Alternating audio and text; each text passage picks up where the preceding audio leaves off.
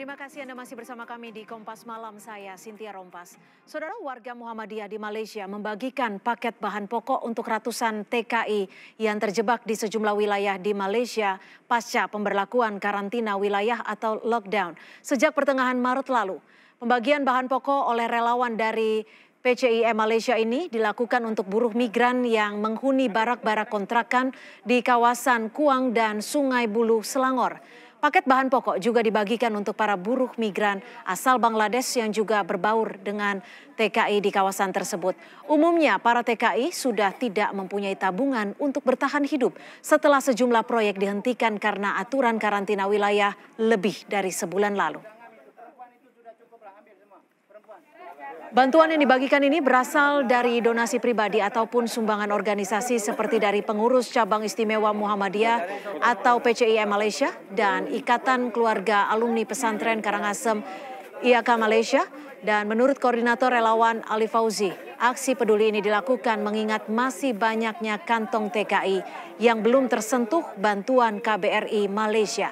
Data Migran Care menyebutkan saat ini terdapat puluhan ribu buruh migran Indonesia yang masih tidak bisa keluar dari Malaysia pasca pemberlakuan lockdown.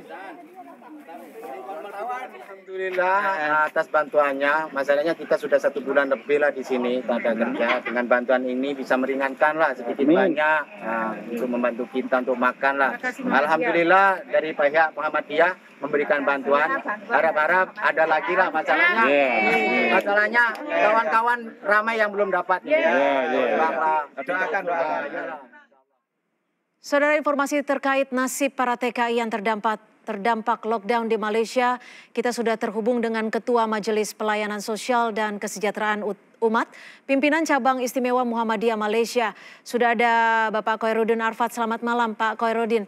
Bisa digambarkan seperti apa kondisi TKI yang saat ini terdampak lockdown di Malaysia? Apakah betul para TKI sudah mulai kesulitan untuk memperoleh makan sehari-hari? Oke, terima kasih. Seperti yang saya lihat sendiri dan tim kami, relawan daripada PCIM Malaysia, kami sendiri melihat bahwa TKI yang ada di Malaysia ini terbagi menjadi 2. 1, TKI yang duduk di rumah-rumah sewa. Yang kedua, TKI yang tinggal di rumah-rumah bedeng, kongsi-kongsi. Kedua TKI tersebut itu memang sama-sama dalam keadaan yang memprihatinkan. Karena apa? Karena penetapan lockdown di Malaysia itu memang betul-betul strict. Yakni orang yang sudah kena lockdown itu kalau seandainya ada yang keluar memang betul-betul ditangkap dan akan didenda serta dipenjarakan. Itu yang menjadi ukuran bahwa TKI itu nggak bisa kemana-mana gitu. Dan TKI itu dikarenakan dia buruh yang setiap harinya itu kalau kerja dapat uang, kalau nggak kerja ya nggak dapat uang, maka TKI tersebut memang sangat susah dan tidak bisa membeli atau mendapatkan sumber makanan. Ya, Pak Khairuddin, kalau data dari PCIM Malaysia sendiri ada berapa TKI yang hingga saat ini sulit untuk mendapatkan makanan? Dan bagaimana sikap dari KBRI di Kuala Lumpur? Oke, yang pertama dari PCIM sendiri kami sudah mendata beribu-ribu data yang masuk kepada kami, baik melalui hotline maupun melalui warga Muhammadiyah itu sendiri yang ada di Malaysia. Yang melalui data yang melalui warga, alhamdulillah kita sudah sedikit banyak selesaikan dan kita sudah agihkan. Dan juga di sekeliling kita, tetangga-tetangga kita sudah kita agihkan. Itu sekitar 2.000 lebih, hampir 3.000 yang sudah kita bagikan. Sementara barang atau dana yang masih ada yang akan kita bagikan lagi adalah bersumber daripada Lazismu Jawa Timur. Dia juga membantu atau terpanggil untuk membantu kepada PMI atau TKI yang ada di Malaysia ini. Karena apa? Karena ikatan batin antara Lajismu Jawa Timur atau Muhammadiyah Jawa Timur dengan Muhammadiyah Malaysia itu sangat erat. Jadi kemungkinan besar kita akan mengagihkan lagi sekitar 1.500 paket lagi. Oke, KBRI sendiri seperti apa, Pak? Nah, sedangkan kalau dari KBRI, kemarin kita sudah beberapa kali maksudnya berunding dengan KBRI. Karena apa? KBRI sendiri sudah membuka link untuk pendaftaran.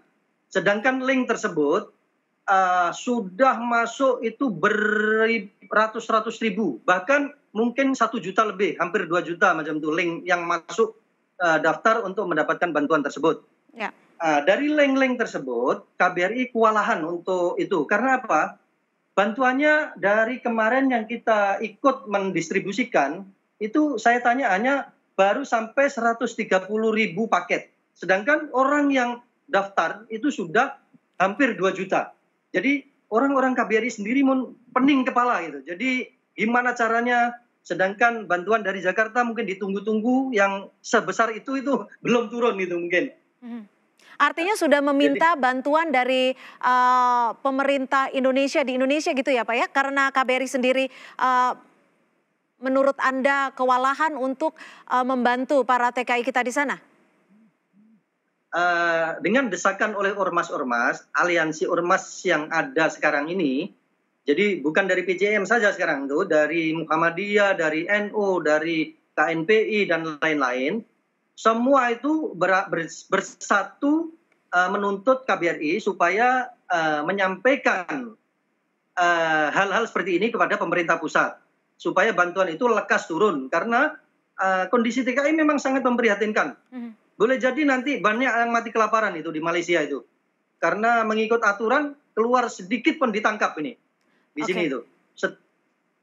Jadi gitu. Jadi sekarang KBRI itu mungkin sudah dapat dana atau belum, kita belum ada satu berita. Kemungkinan besar belum dapat dana yang sebesar itu untuk mengcover sampai hampir 2 juta manusia atau TKI yang daftar di KBRI tersebut. Oleh karena itu, jadi ormas-ormas ini sangat giat sekali untuk membantu sekuat tenaga saja, semampu kita punya bantuan. Ya, baik, artinya kebutuhan untuk membantu para TKI kita di Malaysia sudah sangat mendesak dan memang para TKI kita saat ini kondisinya sudah cukup memprihatinkan. Terima kasih atas informasi Anda, Bapak Khoirudin Arfad, Ketua Majelis Pelayanan Sosial dan Kesejahteraan Umat Pimpinan Cabang Istimewa Muhammadiyah Malaysia. Selamat malam Pak Khoirudin, terima kasih. Saudara, 7 orang anggota jemaah Ijtima di Goa, Sulawesi Selatan asal Temanggung, Jawa Tengah dinyatakan positif COVID-19. Hasil tes swab yang dilakukan